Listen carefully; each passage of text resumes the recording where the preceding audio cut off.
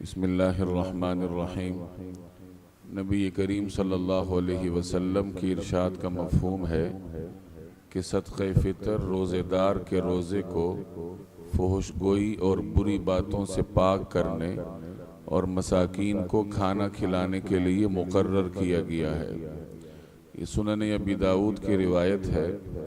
صدقہ فطر کے بارے میں چند باتیں سمجھنے کی ہیں۔ صدقہ فطر وہ صدقہ ہے جو رمضان کے آخر میں عید الفطر کی نماز سے پہلے ادا کرنا پڑتا ہے۔ اگر عید الفطر کی نماز تک ادا نہ کیا جائے تو نماز کے بعد اگر کوئی ادا کرے گا تو وہ قضا شمار ہوگا۔ تو نماز عید سے پہلے مستحق تک یہ صدقہ پہنچانا ہر صاحب نصاب مسلمان پر ضروری ہے۔ دوسری بات یہ ہے کہ صدقہ فطر کیوں دیا جاتا ہے، تو آج جو ہم نے روایت پڑھی اس میں اس کی وجہ کا بیان ہے۔ انسان جب روزے رکھتا ہے تو اس میں بہت ساری اونچ نیچ ہو جاتی ہے، نافرمانیاں ہو جاتی ہیں، اور دوسری بات یہ کہ رمضان کے بعد عید آتی ہے۔ عید کے دن صاحب ثروت مسلمانوں کے گھروں میں کھانے پکتے ہیں، کپڑے پہنتے ہیں، تو مساکین کا بھی حصہ ہوتا ہے۔ تو اللہ تبارک و تعالی نے یہ صدقہ فطر مقرر فرمایا تاکہ مساکین تک یہ پہنچ جائے، تو روزے داروں کے روزے لغو اور فحش گوئی اور نافرمانیوں سے پاک ہو جائیں گے، اور مساکین کو عید کے لیے، کپڑوں کے لیے، کھانے کے لیے کچھ میسر آ جائے گا۔ تیسری بات یہ ہے کہ صدقہ فطر کس پر واجب ہوتا ہے، تو صدقہ فطر کا نصاب 52.5 تولے چاندی کی قیمت کے برابر اگر کسی شخص کے پاس ضرورت سے زائد مال ہو تو اسے صدقہ فطر دینا ہوتا ہے۔ اس میں ایک بات سمجھ لیجئے کہ زکوٰۃ اور صدقہ فطر میں فرق ہے۔ زکوٰۃ مخصوص اموال پر ہوتی ہے کہ سونا ہے، چاندی ہے، کرنسی ہے، مال تجارت ہے۔ یہ اموال زکوٰۃ اگر نصاب تک پہنچیں اور سال بھی گزرے تو پھر زکوٰۃ واجب ہوتی ہے۔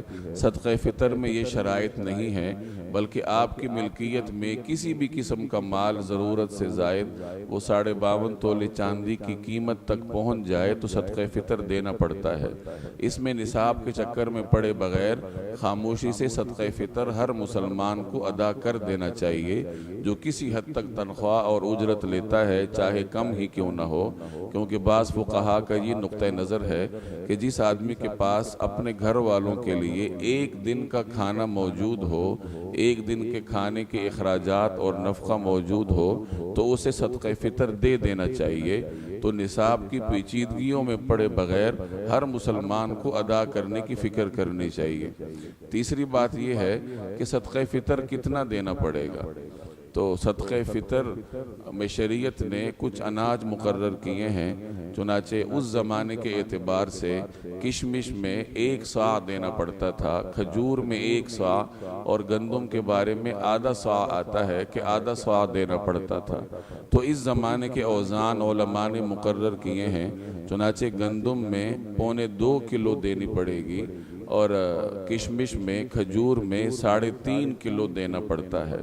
اب کوئی آدمی اناج دینا چاہے تو اناج دے دے، اناج نہ دینا چاہے تو پھر اس کی قیمت دے دے کہ 2.25 کلو یا احتیاطاً 2 کلو گندم کی قیمت، اور 3.5 کلو کشمش اور 3.5 کلو کھجور، یا احتیاطاً 4 کلو کھجور اور کشمش کی قیمت کسی مستحق کو دے دے۔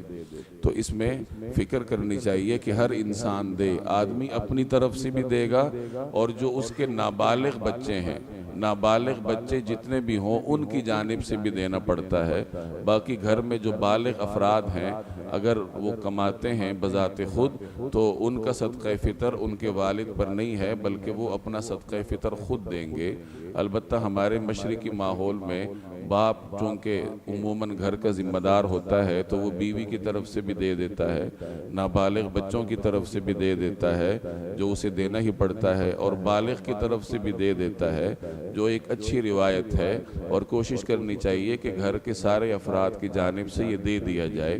بعض روایات سے یوں معلوم ہوتا ہے کہ جب تک صدقہ فطر نہ دیا جائے اس وقت تک انسان کے روزوں کا ثواب معلق رہتا ہے، یعنی اللہ کے حضور نہیں پہنچتا۔ اٹھتا جب تک آپ صدقہ فطر ادا نہیں کریں گے، تو بڑے اہتمام کے ساتھ نماز عید سے پہلے ادا کرنا چاہیے۔ اور اس میں ایک ضروری بات یہ یاد رکھیے کہ یہ اپنی استطاعت کے مطابق ادا کرنا چاہیے۔ اگر کسی آدمی کو اللہ تعالیٰ نے حیثیت دی ہو، مال دیا ہو اس کو، اور وہ گندم کے حساب سے 70-80 روپے دے دے تو یہ جان چھڑانے والی بات ہے۔ 70-80-90 روپے وہ مزدور دے گا جس کی دھیاڑی ہی 100-150 روپیہ ہے، اور مہینے میں وہ 4-5-6 ہزار 10 ہزار کماتا ہے۔ اگر وہ 100 روپیہ دے کر ایک آدمی کے اعتبار سے صدقہ فطر ادا کر دے تو اس کے لیے پھر یہ درست بھی ہے۔ لیکن جس کی ایک معقول تنخواہ ہو اور اچھی زندگی بسر کرتا ہو تو اسے گندم کے اعتبار سے دینے کی بجائے کشمش کھجور کے اعتبار سے دینا چاہیے۔